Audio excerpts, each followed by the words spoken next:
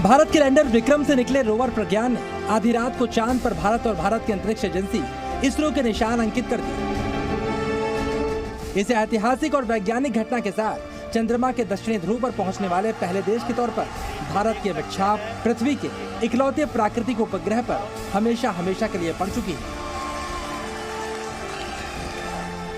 ये रोवर का चंद्रमा पर पहला एक्शन था, लेकिन अब रोवर अगले 14 दिनों तक क्या करेगा?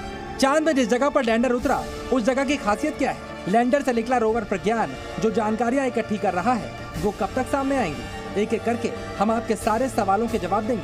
सबसे पहले समझिए, जिस जगह पर लैंडर विक्रम ने चांद की जमीन को छुआ उसका चुनाव क्यों किया गया?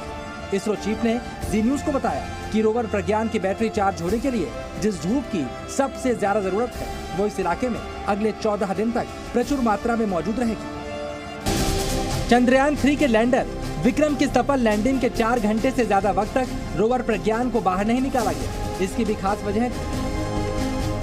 दरअसल रोवर के बाहर निकलने से पहले कई सावधानियां बहुत जरूरी थी। सबसे पहले इस पूरे इलाके को चेक किया गया, क्या रोवर प्रज्ञान को यहाँ बाहर निकालने में कोई खतरा तो नहीं। बाहर के तापमान की भी जांच की गई, क्योंकि तापमान कम होने पर हीटर ऑन करना पड़ा। इसके अलावा लैंडिंग के वक्त थोड़ी धूल बैठने का इंतजार भी किया गया, क्योंकि इससे सिस्टम में खराबी आ सकती थी। लगभग 4 घंटे से ज्यादा वक्त के बाद जब प्रज्ञान बाहर निकला तो सबसे पहले प्रज्ञान पर लगे सोलर पैनल से उसकी चार्जिंग शुरू हुई। इसरो के वैज्ञानिकों ने चंद्रयान 3 की लैंडिंग से पहले इस बात का ख्याल रखा था कि जब ये लैंडिंग हो उस वक्त चांद में सूर्योदय हो गया हो। चंद्रमा का एक दिन पृथ्वी के 14 दिनों के बराबर होता है। ऐसे में अब अगले 14 दिन तक प्रज्ञान सूर्य की रोशनी में प्रयोग करता रहेगा।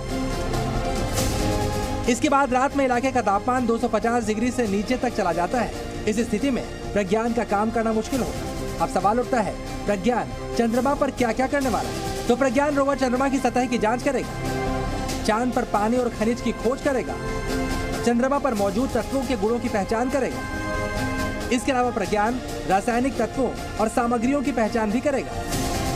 चंद्रमा की मिट्टी और चट्टानों में मौजूद रासायनिक यौगिकों का पता लगाएगा। मैग्नीशियम एल्युमिनियम की मौजूदगी की रिसर्च करेगा। इसके अलावा सिलिकॉन, पोटेशियम और आयरन की मौजूदगी का पता भी लगाएगा। प्रज्ञान चंद्रमा पर कैल्शियम और टाइटेनियम की उपस्थिति की खोज भी करेगा। रोवर प्रज्ञान से मिली जानकारियां सिर्फ देश के लिए नहीं बल्कि पूरी दुनिया के लिए गेम चेंजर साबित हुई। ब्रिक्स देशों की बैठक में खुद प्रधानमंत्री नरेंद्र मोदी ने दुनिया को यह संदेश दिया।